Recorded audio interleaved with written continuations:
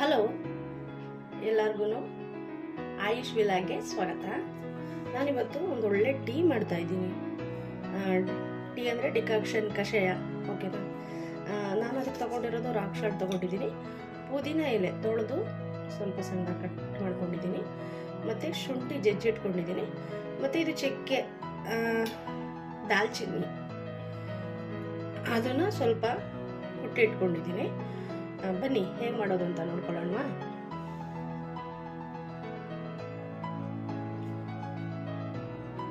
ಒಂದು ಹಾಲಿನ ಪಾತ್ರೆ ಇಟ್ಕೊಂಡಿದ್ದೀನಿ.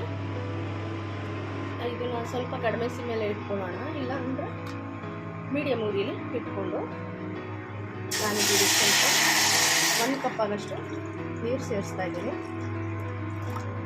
ನೀರು ಚೆನ್ನಾಗಿ ಕಾಯಬೇಕು.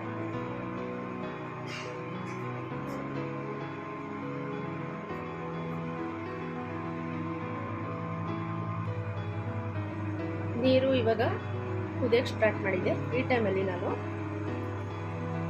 ಜಜ್ಜಿರುವಂತಹ ಶುಂಠಿನ ಹಾಕ್ತಾ ಇದ್ದೀನಿ.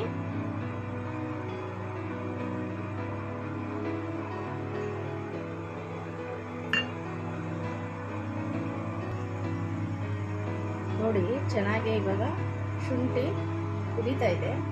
ಈ ಟೈಮಲ್ಲಿ ನಾನು ಜಜ್ಜಿರುವ ಚಕ್ಕೆ ಪುಡಿನ ಸೇರಿಸ್ತಾ ಇದ್ದೀನಿ.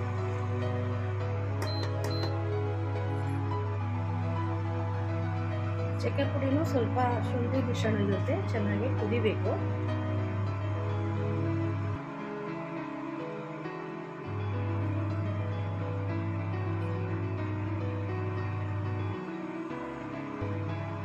ಚಕ್ಕೆ ಮತ್ತು ಶುಂಠಿ ಚೆನ್ನಾಗಿ ಕುದಿದೆ ಇವಾಗ. ಈ ಕುದಿಯೋ ಟೈಮಲ್ಲಿ ನಿಮಗೆ ಮನೆ ತುಂಬ ಒಳ್ಳೆ ಪರಿಮಳವಿರುತ್ತೆ. ನೀವು ಕೂಡ ಮಾಡಿ ನೋಡಿ ಎಷ್ಟು ಒಳ್ಳೆ ಪರಿಮಳ ಇರುತ್ತೆ ಅಂತ ಗೊತ್ತಾಗುತ್ತೆ. ಮತ್ತು ಈ ಚಕ್ಕೆ ಬಗ್ಗೆ ನಿಮಗೆ ಗೊತ್ತಿದೆ, ಅದು ನಮ್ಮ ತೂಕ ಕಡಿಮೆ ಮಾಡೋಕ್ಕೂ ಕೂಡ ಸಹಕಾರಿಯಾಗುತ್ತೆ. ಶುಂಠಿ ಆರೋಗ್ಯಕ್ಕೆ ತುಂಬ ಒಳ್ಳೆಯದು. ಗ್ಯಾಸ್ಟ್ರಿಕ್ ಸಮಸ್ಯೆ ಕಡಿಮೆ ಮಾಡುತ್ತೆ, ಮತ್ತು ಅದೇ ಗ್ಯಾಸ್ಟ್ರಿಕ್ ಸಂಬಂಧಿತ ಸಮಸ್ಯೆಗಳನ್ನು ಕಡಿಮೆ ಮಾಡುತ್ತೆ, ಮತ್ತು ರೋಗ ಶಕ್ತಿನ ಹೆಚ್ಚಿಸುತ್ತೆ. ನಾವು ಹಾಕೋ ಪದಾರ್ಥಗಳೆಲ್ಲವೂ ಕೂಡ ಆರೋಗ್ಯಕ್ಕೆ ಸೂಕ್ತವಾಗಿರೋ ಪದಾರ್ಥಗಳು. ಮತ್ತು ನಿಮಗೆ ಪುದೀನ ಬಗ್ಗೆ ಹೇಳೋದಾದರೆ, ಪುದೀನ ಬಗ್ಗೆ ಇದು ಕೂಡ ಜೀರ್ಣಕ್ರಿಯೆಗೆ ಚೆನ್ನಾಗಿರುತ್ತೆ, ಮತ್ತು ಇದು ಒಳ್ಳೆ ಫ್ಲೇವರ್ ಕೊಡುತ್ತೆ.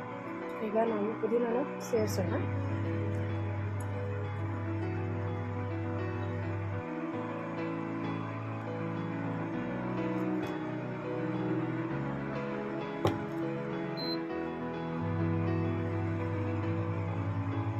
ಪುದೀನ ಹಾಕಿ ಸ್ವಲ್ಪ ಹೊತ್ತಾದರೆ ಸಾಕು, ಅದು ಒಳ್ಳೆ ಫ್ಲೇವರ್ ಬರ್ತಿದೆ, ಅಂದರೆ ಪರಿಮಳ ಬರ್ತಿದೆ. ನೀವು ಕೂಡ ಮಾಡಿಕೊಂಡು ನೋಡಿ. ಇಷ್ಟು ಮಳೆಯೆಲ್ಲ ಇಷ್ಟು ಗಮನ ಅಂತ ಇರುತ್ತೆ. ಈಗ ಇದು ರೆಡಿಯಾಗಿದೆ. ಇದನ್ನು ನಾನು ಸೋಸ್ತಾ ಇರ್ತೀನಿ. ನೋಡಿ, ಇದನ್ನು ನಾನೆಲ್ಲ ಸೋದಿಸ್ಕೊಂಡಿದ್ದೀನಿ. ಈಗ ಇದಕ್ಕೆ ನಾನು ರುಚಿಗೆ ತಕ್ಕಷ್ಟು ಒಂದು ಅರ್ಧ ಸ್ಪೂನು ರಾಕ್ ಸಾಲ್ಟ್ನ ಸೇರಿಸ್ತಾ ಇದ್ದೀನಿ.